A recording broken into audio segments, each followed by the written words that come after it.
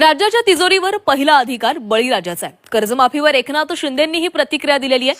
सरकार नेहमीच शेतकऱ्यांच्या पाठीशी आहे. अटी रद्द केल्यानं शेतकऱ्यांना मोठा दिलासा मिळालाय असंही एकनाथ शिंदे यांनी म्हटलेलं आहे. शेतकऱ्यांना काय सांगणार? आमचं महायुती सरकार नेहमीच शेतकऱ्यांच्या मागे उभं राहिलेलं आहे ठामपणे. आणि शेतकरी जेव्हा संकटात तेव्हा सरकारने त्यांच्या मागे उभं राहण्याचं काम केलं आहे.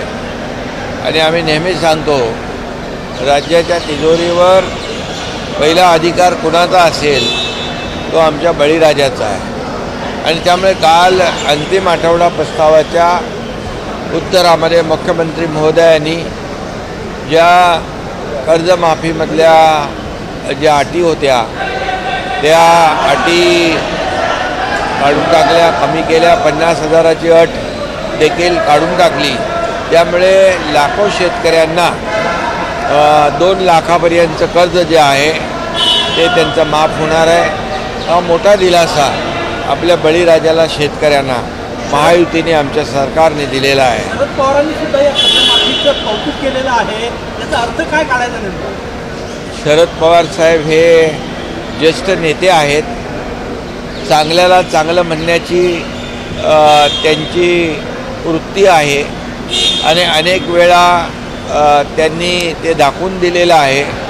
परंतु काही लोक जे आहेत, सरकारने किती चांगलं काम केलं तरीसुद्धा त्याला सरकारवर आरोप करण्याचं, टीका करण्याचं, जे काही खोटं बोला पण रेटून बोला अशा प्रकारची वृत्ती काही विरोधी पक्षातल्या लोकांची आहे. त्यांना हा खऱ्या अर्थाने एक शरद पवार साहेबांनी दिलेलं उत्तर आहे. उद्धव ठाकरे पुढच्या शनिवारी नागपूरला येऊन रामरक्षा पठण करणार आहेत असं ट्विट संजय राऊतांनी केलेलं आहे. मुख्यमंत्र्यांच्या शहरात येऊन आता ते या सगळ्या बाबतीत खरं म्हणजे त्यांना आता जनतेने केली शिक्षा तेव्हा त्यांना आठवली रामरक्षा. आणि मी सांगतो की हे उशिरा सुचलेलं शहाणपण आहे. आणि त्यांना कळलं आहे की जो राम का नहीं वो किसी काम का नहीं. आणि हिंदुत्व हे काही आपण जसं टी शर्ट बदलतो तसं हिंदुत्व बदलता येत नाही. ते मनातून असावं लागतं. बाळासाहेबांचे विचार जेव्हा त्यांनी सोडले तेव्हाच त्यांचं राम रक्षा असू द्या, अयोध्या मंदिरावर अनेक वेळा टीका करणाऱ्यांनी आता रामरक्षा म्हणणं एक मोठा विनोद आहे. आणि ज्यांनी हनुमान चालीसा म्हणणाऱ्यांना जेलमध्ये ठुसलं, जेलमध्ये टाकलं, ते आता रामरक्षा. बरं आहे, चांगलं आहे. हिंदी में बताएं जिस तरीके से कल सिद्धिविनायक की बात आपने की थी कि मुद्दा कहाँ तक पहुँचा है, क्या वहाँ पे भी बड़े पैमाने पे भ्रष्टाचार हुआ है, किस तरीके की बात सामने आ रही है? कहाँ पर? सिद्धिविनायक। देखिए, मैंने कहा क्या, मैंने बताया कि जो एक जब भी वो किलेदार जो मनसे के पदाधिकारी हैं उन्होंने प्रेस कॉन्फ्रेंस ली थी और वो प्रेस कॉन्फ्रेंस का मैं कल के मेरे रिप्लाई में उसका मुद्दा दिया था कि सिद्धिविनायक मंदिर में जब गड़बड़ी हुई थी तभी मुख्यमंत्री रह चुके वाटाक ने क्यों उसकी जांच पड़ताल करने का आदेश दिया नहीं. जो राम मंदिर के बारे में आज बोलते हैं, राम रक्षा करते हैं, जो राम मंदिर पे टीका करते थे, मंदिर वही बनाएंगे, तारीख नहीं बताएंगे, ऐसे बहुत बड़ी चेष्टा करते थे. लेकिन प्रधानमंत्री नरेंद्र मोदी जी ने राम मंदिर भी बनाया, तारीख भी बता दी. अभी वहाँ पर जो है मैंने उसका दाखला दिया था कि एक प्रेस कॉन्फ्रेंस जो ली थी किलेदार जो मनसे के अभी उनके मित्र पक्ष में है, तो इसकी भी जांच उस वक्त कराने का आदेश होना चाहिए था। लेकिन वो नहीं हुआ।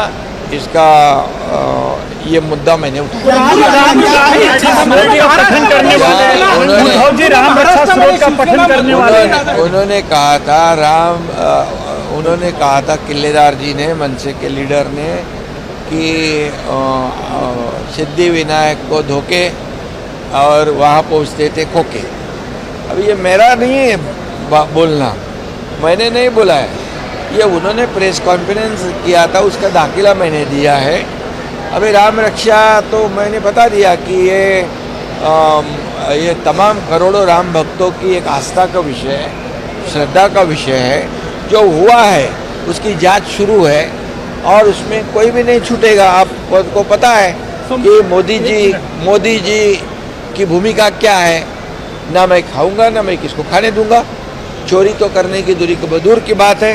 इसलिए मोदी जी और योगी जी जिन्होंने इसमें गलत काम किया होगा उनको जेल में, बिल्कुल जेल के सलाखों के पीछे अंदर डाल देंगे। ये विश्वास है। ये करोड़ों राम भक्तों का ये संवेदना का विषय है, ये श्रद्धा का विषय है। तुमच्या नेतृत्वात संपूर्ण महाराष्ट्रात शिवसेना मजबूत केली जात आहे, विदर्भातही वेगानं काम सुरू आहे। परंतु आमदारकी किंवा इतर संधी देताना नवीन पक्षात आले त्यांना पहिली संधी दिली जाते, असं का होतं? पक्ष जेव्हा त्यावेळेस